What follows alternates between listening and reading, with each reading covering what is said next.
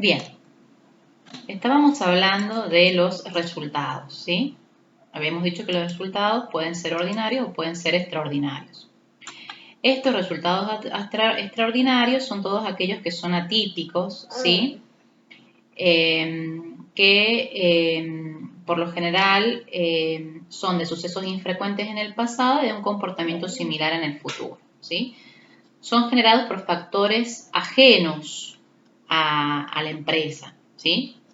Por ejemplo, algún siniestro, un incendio, alguna inundación. Bien, ahora, ¿cuál es el destino de estos resultados? ¿Sí?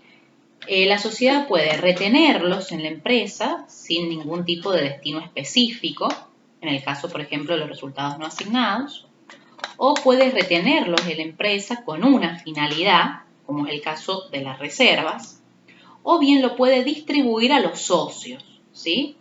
La distribución de estas utilidades es competencia de la asamblea de accionistas, en el caso de una sociedad anónima, o de los socios en el caso de una SRL, ¿sí?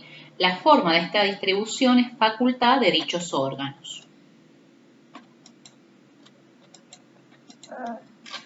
En el caso de que existan ganancias y de que no existan pérdidas de ejercicios anteriores pendientes de absorción, pero supongamos que sí hubo una reducción de la reserva legal constituida por esos ejercicios, se deben de contemplar su recomposición y luego se debe constituir si correspondiera la reserva legal del ejercicio, reservas estatutarias o contractuales previstas, ¿sí?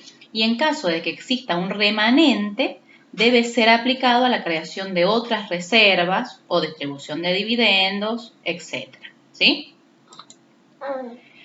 Cuando existan pérdidas de ejercicios anteriores, no se pueden distribuir las utilidades, ¿sí? Sin que previamente se hayan cubierto las pérdidas de esos ejercicios anteriores. Sí o sí se deben de cubrir esas pérdidas. Ahora bien, ¿cuál va a ser el orden de prelación para esa afectación? Primero que nada, se tienen que cubrir las pérdidas que se arrastran de los ejercicios anteriores. Luego, reconstituir la reserva legal al nivel que tenía previo a su afectación. Después, constituir la reserva legal del ejercicio, si es que correspondiera, siempre sobre el monto de la ganancia del ejercicio, que ya dijimos que es el 5% de las ganancias líquidas y realizadas hasta alcanzar el 20% del capital social. Y luego distribuir el remanente de acuerdo con lo que dispone el estatuto o contrato social. ¿Sí? Bien. ¿Qué pasa en el caso de pérdida? En este caso existe una imposibilidad de distribuir las ganancias, porque tenemos pérdidas, ¿sí? Entonces, esta pérdida podría absorberse mediante la afectación de los siguientes rubros, en el siguiente orden de prelación. Primero, con las ganancias de ejercicios anteriores no distribuidas.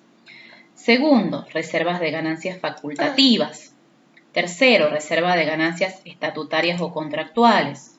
Cuarto, reserva legal. Quinto, primas de emisión. Sexto, ajustes de capital. Séptimo, capital social. ¿Sí? O sea, de esa forma se van a ir absorbiendo esas pérdidas con ese orden de prelación. Bien, ahora vamos a hablar respecto de las reservas que ya hemos hablado un poquito anteriormente. ¿Cuál es la diferencia entre una reserva y una previsión? Recuerden que nosotros ya vimos las previsiones de activo, vimos la previsión para deudores incobrables, que es regularizadora del activo, y vimos las previsiones del pasivo, ¿sí? Hace poquito las hemos visto. Ahora bien, ¿cuál es la diferencia? Las reservas son resultados positivos retenidos por la empresa. Ahora bien, la previsión es una estimación de una pérdida. Las reservas son de patrimonio neto, en cambio las previsiones son regularizadoras del activo o son cuentas del pasivo. ¿Sí?